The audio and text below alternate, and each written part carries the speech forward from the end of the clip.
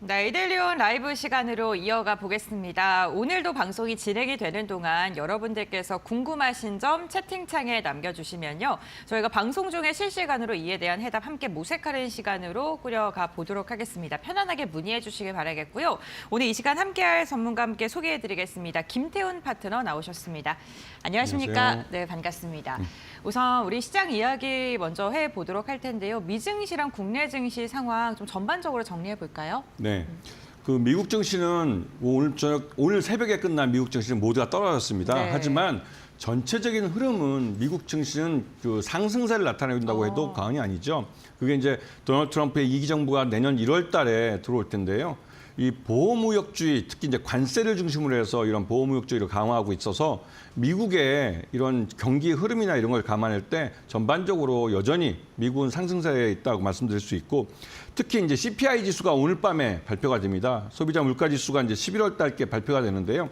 이 결과에 따라서 다음 17, 18일 날 있을 FOMC에서 이 미국의 기준금리가 결정될 가능성이 큽니다. 특히나 이제 요번에 올해 마지막 그 FOMC인데 여기서 금리를 인하할 경우에는 전반적으로 그 미국이 한 번 더 점프업을 해서 산타 랠리를 그대로 유지하면서 내년 1월 달에 제뉴어리 에펙트도 제대로 느낄 수 있는 그런 때가 될 것 같고요. 특히 오늘 새벽에 끝난 미국 시장에서 이 알파벳이 양자 컴퓨터를 개발하겠다고 발표하면서 주가가 급등했습니다. 이게 우리 시장에도 영향을 미치고 있는데요. 그런데 안타깝게도 우리나라는 양자 컴퓨터를 만들 엔지니어들이나 이 연구자들, 개발자들이 많이 미국으로 유출됐습니다. 그러다 보니 우리나라는 주로 양자 컴퓨터보다는 양자 컴퓨팅에 들어가는 보안 기술 쪽으로 투자를 많이 하고 있습니다. 그래서 SKT나 KT 같은 이런 통신 서비스 업체를 중심으로 해서 이런 양자 암호에 대한 투자를 많이 하고 있고, 이 분야에 대해서는 우리가 경쟁력을 갖고 있습니다. 그리고 미국이 국방 수권법이라고 해서 대중국 그 반도체 견제 정책을 내놓고 있는데요. 여기에 대해서 이제 중국 화웨이에 대해서 반도체 장비나 반도체를 공급하는 회사는 미국 국방부와 계약을 할 수 없다, 이런 내용을 또 발표되면서 이것 때문에 또 SK 하이닉스가 또 주가가 좀 문제가 좀 있습니다. 왜냐하면 중국이 엔비디아에 대해서 이 반독점 위반 조사를 하겠다고 나섰는데요. 이게 이제 미국과 중국의 반도체 패권 전쟁의 이 사이에서 터진 일입니다. 근데 엔비디아 이름만 나오면 아시겠지만 SK 하이닉스를 따라가서 생각할 수밖에 없는 거죠.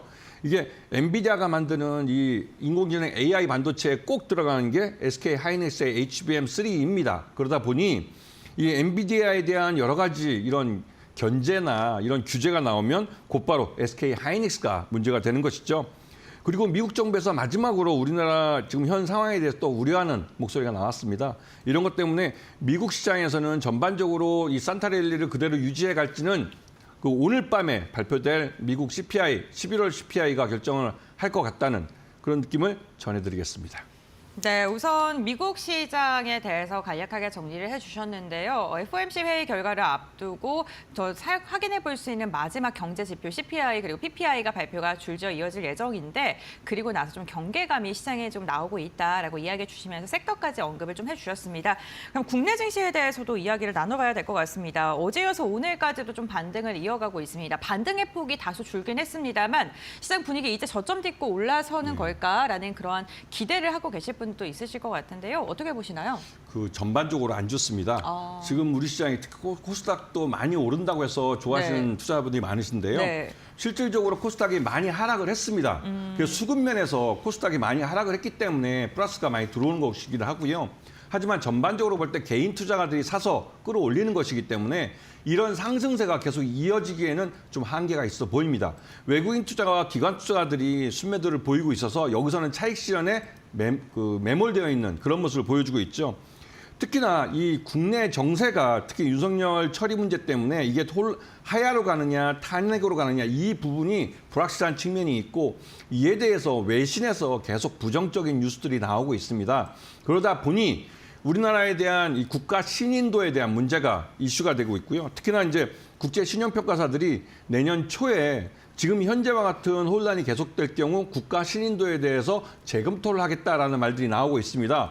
실제로 지금의 혼란이 계속된다면 내년 초에 우리나라 국가 신인도가 떨어질 가능성이 큽니다. 그리고 그에 대해서 국내 기관 투자가와 외국인 투자자들이 대응하고 있고, 하지만 국내 기관 투자자들 중에 연기금과 또 금융 투자 쪽에서는 그래도 정부의 이 시책에 맞춰서 이 저가 매수 나서면서 지수 방어에 나서고 있는 모습입니다. 전체적으로 원달러 환율이 1,430원대에서 공방전을 벌이고 있지만 어제 한국은행의 모 인사가 이 원화 약세를 용인하는 듯한 발언을 했습니다. 결국은 1,450원도 넘을 거고 외신에서 말하듯이 내년 초에는 1,500원에 이 원달러 환율을 볼 가능성이 높아졌습니다. 이에 따라서 각자 투자자들도 포트폴리오를 새로 짜셔야 되는데요. 분명히 말씀드리지만 실적이 좋은 종목들 중심으로 포트폴리오를 갖고 계시고 현금 비중을 늘려가셔야 될 그런 리스크가 큰 장세란 부분을 알고 계셔야 됩니다. 네, 알겠습니다. 시장이 반등을 하고 있습니다만 오늘 시장 개인만 좀 담아내고 있는 형국이고 포트폴리오의 재편이 좀 필요한 시장이다. 현금 비중 조금 더 확대를 하는 게 좋겠다라고 이야기해 주셨습니다. 저희가 시장에 대한 이야기할 때 권창일님께서 또 댓글 남겨주셨는데 증시가 본전이 아니다. 그만큼 회복력을 보여주곤 있습니다만 코스닥도 저점을 깬 그 부분에서 지금 더 이상 상승을 못하고 있기 때문에 아직은 조금 더 보수적으로 봐야 된다라고 이야기해 주신 것 같습니다. 그렇다면 우리가 포트폴리오를 새롭게 재편할 때 어떠한 섹터를 눈여겨봐야 될지 이야기를 나눠볼 텐데요. 그렇다면 파트너님께서 오늘장에 좀 주목하고 계신 섹터가 있다면 뭐가 있을까요? 네. 지금 우리 시장을 가장 크게 아우르는 건 정치적 리스크입니다. 그러다 보니 정치인 테마주들이 굉장히 강세를 나타내고 있는데요. 이 정치인 테마주라는 것은 기본적으로 실적과 관계없이 특정 정치인과 인연, 지연, 학연 이런 것으로 엮여있는 회사들이 그냥 막연한 개인 투자자들의 기대감으로 주가가 돈의 힘에 의해서 밀어 올려지는 겁니다. 그렇기 때문에 이런 개인 정치인 테마주는 결국 그 실적으로 뒷받침되지 않기 때문에 처음 출발했던 그 자리로 다시 돌아가려는 회귀하려는 그런 모습을 보여주곤 합니다. 하지만 여기서 주의해서 잘 보셔야 될 것이 이 특정 정치인이 나중에 총선이나 대선이나 이런 걸 통해서 이 실제로 예산을 쓸 수 있는 위치에 올라갔을 때 그러면 이런 정책으로 이런 것들이 만들어지고 국가 예산으로 지원이 되면 이러한 정치인 테마주들은 말 그대로 돈을 벌 수 있는 그런 정책으로 전환됩니다. 그러면서 정책 테마주가 되는 것이죠.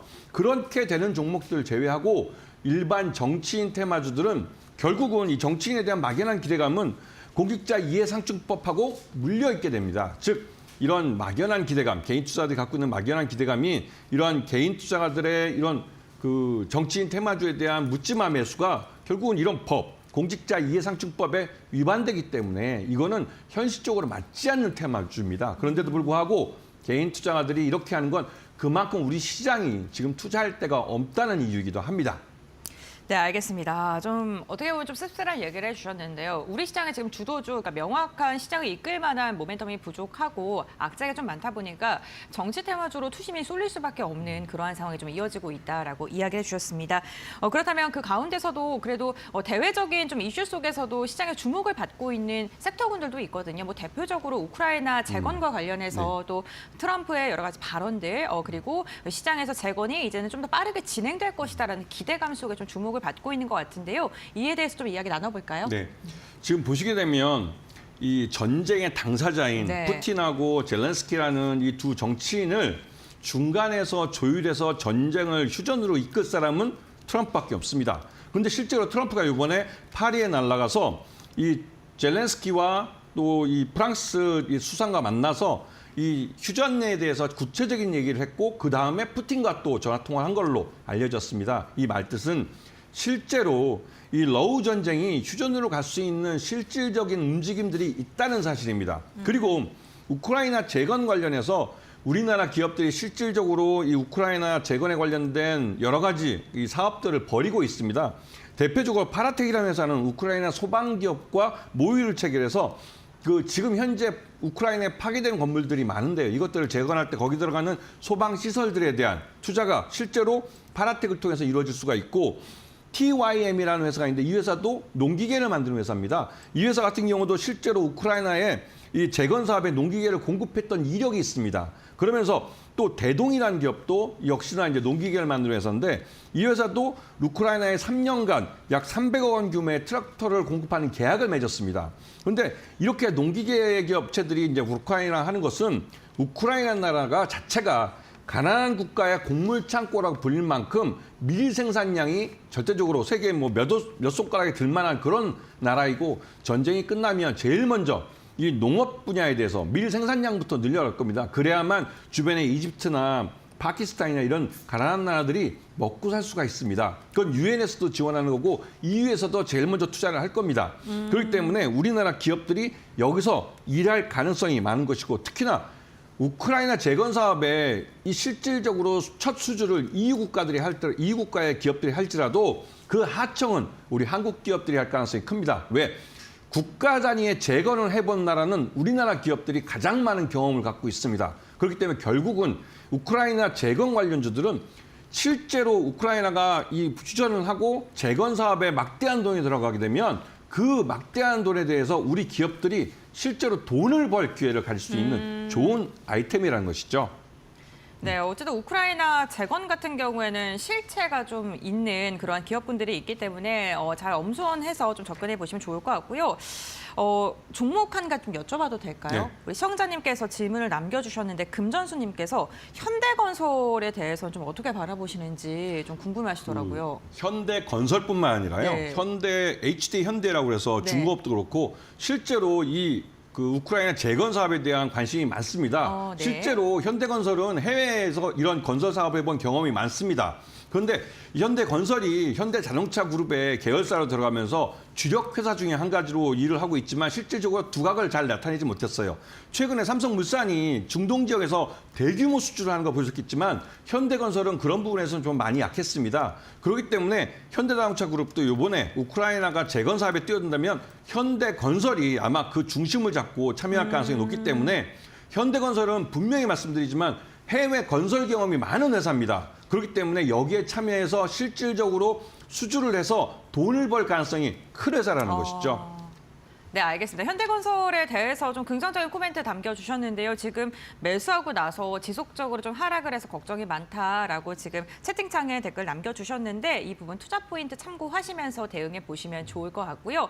방송 보시면서 궁금한 게 있으신 시청자님들도 저희 채팅창에 댓글 남겨주시면 이렇게 실시간으로 저희가 소통하면서 방송하고 있습니다. 궁금하신 점 편안하게 여쭤봐 주시길 바라겠습니다. 그럼 계속해서 다음 섹터 이야기 나눠보겠습니다. 오늘과 내일 이틀간 중국에서 중앙경제 공작회의를 진행합니다. 조금 더 구체적이고 더 확실한 경기 부양책이 나오지 않을까라는 기대감 나오고 있는데 중국 소비주 어제부터 좋거든요. 네, 어떻게 보세요? 일단 중국이 경기 부양에 돈을 투자하겠다고 했습니다. 그리고 지난번 그 트럼프 일기 때 중국이 대응했던 방식이 있습니다. 대표적으로 위안화 환율을 떨어뜨리는 것인데요. 그 위안화 자체를 그러니까 관세를 올리는 것만큼 위안화의 가치를 떨어뜨려서 이거를 상충시켜버리는 것이죠.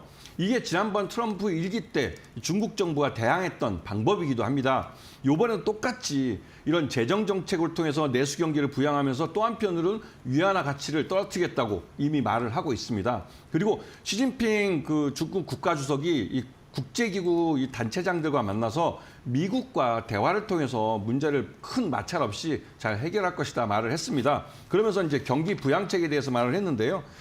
중국이 경기 부양책을 하겠다는데 여기는 중국 말이 중국이지 중국은 그 성 하나가 나라입니다. 우리보다 크고 인구도 많고 또 우리나라보다도 이 연봉이 1억이 넘는 인구가 거의 1억에 가까운 숫자를 갖고 있기 때문에 우리나라는 지난 30여 년 동안 중국과 이 외교 교류를 맺으면서 이 중국을 하나의 우리나라의 생산 공장이면서 또 한편으로 우리의 소비 시장화 만들었습니다. 그래서 우리의 제2의 내수 시장이라고 할 정도인데요.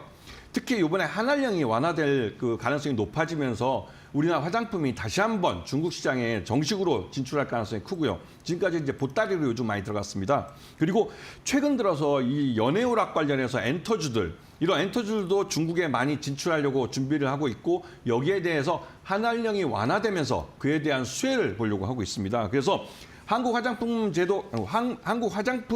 그 제조처럼 중국의 공장을 갖고 있으면서 중국 시장을 대상으로 생산을 하거나 토니모리처럼 중국의 이 영업점들을 갖고 있으면서 중국에서 화장품을 파는 회사들 그리고 브랜드 엑스 코퍼레이션처럼 지금 진출 초기이긴 하지만 중국에다가 이런 대리점들을 만들면서 중국 소비자들에게 우리 한국 제품의 우수성을 알리는 이런 기업들은 차차 중국 소비자들의 선택을 받으면서 중국 시장에서 실적을 만들어갈 가능성이 높은 것입니다. 알겠습니다. 중국 소비주들도 앞으로의 방향성에 대해서는 실적의 가시화에 대한 이야기를 좀 해주셨고요. 저희 오늘 시장이 그래도 상승을 하니까 채팅창에 굉장히 많은 이야기를 나누고 있거든요. 그 가운데 이 고동님께서 또 질문 하나 남겨주셨는데 2025년에 우리가 어떤 섹터를 봐야 되는지 이제 지금 올해가 몇 주 안 남았지 네. 않습니까? 내년을 준비해야 될 텐데 우리가 진짜 집중적으로 봐야 할 섹터가 있다면 어떤 걸로 지금 생각하고 계세요? 지금 여러분 잘 아시지만 우리나라는 반도체와 자동차를 주로 수출 많이 합니다. 네. 하지만 현재 있어서 반도체와 이 자동차를 많이 수출하는 미국이 트럼프가 관세를 올리겠다고 해서 보편 관세지만 우리에게 한 20% 정도의 관세를 매긴다고 그러면 예전만큼 우리가 미국에서 작년에는 그 무역 수지 흑자를 500억 달러를 받는데요. 그렇게 볼 수는 없습니다. 그렇기 때문에 중국 시장을 돌아봐야 되고 중국이 한한령을 완화할 경우 그런 신호들이 나오고 있는데요. 중국의 게임 판호를 다시 우리나라 그 기업들에게 주고 또 우리 엔터 기업들이 중국에 가서 이런 공연도 하고 또 우리나라 영화나 드라마를 정식 루트를 통해서 이 중국에다 판매를 하고 그럴 경우에는 이런 엔터주들이 실제로 수익이 많이 날 가능성이 큽니다. 왜냐하면 거의 한 9년여 동안 정식으로 우리 엔터주들이 만든 컨텐츠들이 중국에 정식으로 못 들어갔습니다. 어둠의 경로를 통해서 중국 사람들이 접해왔고 어둠의 경로를 통해서 특히 게임 같은 경우는 한국의 게임을 카피한 리니지 라이크류의 게임들이 중국 업체들에서 만들어졌습니다. 그런 중국인들에게 오리지널 코리안, 메이드 인 코리안 제품들을 요번에 선사할 수 있는 즉 중국 소비자들의 수준을 높여줄 수 있는 상품들을 정식으로 중국에다 런칭할 수 있는 기회가 만들어지고 있는 것입니다. 그렇기 때문에 이러한 그 중국 시장을 앞으로 잘 보셔야 될 겁니다. 네, 알겠습니다. 중국의 내수 경제 활성화에 대한 이야기가 지금 지속적으로 나오고 있는데 결국에는 중국 관련돼서 우리가 수익을 창출할 수 있는 섹터군들을 내년에는 바라보면 좋겠다라고 이야기를 해주셨습니다. 그래서 오늘 공약주도 이와 연관되어 있는지 궁금한데요. 오늘의 공약주는 어떤 걸까요? 맞습니다. 오늘의 공약주도 네. 이 중국 시장과 관계가 있는데요. 지난번 아까 말씀드린 한 8년, 9년 동안 중국에 우리나라 콘텐츠들이 정식으로 들어가지 못했습니다. 그러다 보니 기존에 만들어 놓고 국내 창고에만 그 네. 영화사나 드라마를 만든 제작사의 창고에만 있던 이러한 K 콘텐츠들이 정식으로 중국에 수출될 수 있는 문호가 열리게 된 것이죠. 물론 이건 한한령이 완료되고 그러니까 완화된다는 전제에서 말씀드리는 건데 실제로 중국도 지난번 에이펙에서 윤석열과 시진핑이 만나서 정상회담을 할 때 이러한 부분에 대해서 어느 정도 그 완화된 멘트가 나왔습니다. 그래서 이번에 A스토리 같은 회사는 이게 올해 2024년에는 드라마 제작 편수가 한 편밖에 안 됐습니다. 예전에도 제가 그 레몽레인에 대해서 말씀을 드릴 때 드라마 제작사는 드라마 제작 편수에 의해서 실적이 좌우된다라고 말씀을 드렸어요. 근데 A스토리가 올해 제작 편수가 한 편밖에 안 됩니다. 그러다 보니 실적이 엉망이죠. 하지만 내년 2025년에는 이 A스토리가 제작하는 그 프로그램들이 아이돌 아이, 아기 우글거리는 강가에서 이 상품, 이 컨텐츠는 OTT향으로 만드는 텐트폴 제품, 텐트폴 그 드라마입니다. 그래서 굉장히 중요한 작품이고요. 뭐 철찰산이니 정격 X작전이니 크래시 시즌 2도 나옵니다. 그래서 거의 한 5편 정도의 제작을 할 가능성이 크고요. 그렇게 될 경우에는 확실히 A스토리는 실적이 좋아집니다. 이거는 제작 편수를 하면 이건 산수예요, 산수. 1 더하기 1은 2라는 산수처럼 제작 편수가 늘어나면 드라마 제작사는 실적이 좋아질 수밖에 없습니다. 그렇기 때문에 A스토리는 앞으로 실적이 계속 좋아질 가능성이 크고요. 그리고 그렇기 때문에 A스토리 매수가를 한 8,000원 정도, 그다음에 손절가는 7,500원을 짧게 잡으시고 단기적으로는 목표가를 12,000원 정도로 보시는데 내년 초에 이 A스토리가 드라마를 그 제작을 해서 납품하는 그 방송사들이나 이런 곳과 계약을 맺는 공시를 할 겁니다. 그런 공시가 나오면 이런 목표가는 또 한 번 수정이 가능할 겁니다. 네, 알겠습니다. 최근에도 국내 시장에서 오징어 게임 2에 대한 기대감 속에 콘텐츠 관련 기업들 다시금 좀 주목을 받고 있는 모습인데 오늘 공약주도 콘텐츠 관련돼서 A스토리 언급해 주셨고요. 가격 전략까지 제시해 주셨으니까요. 참고하시면서 시장 대응해 보시면 좋을 것 같습니다. 오늘 파트너님과 이렇게 이야기 나눠봤고요. 오늘 말씀은 여기까지 듣도록 하겠습니다. 고맙습니다. 고맙습니다.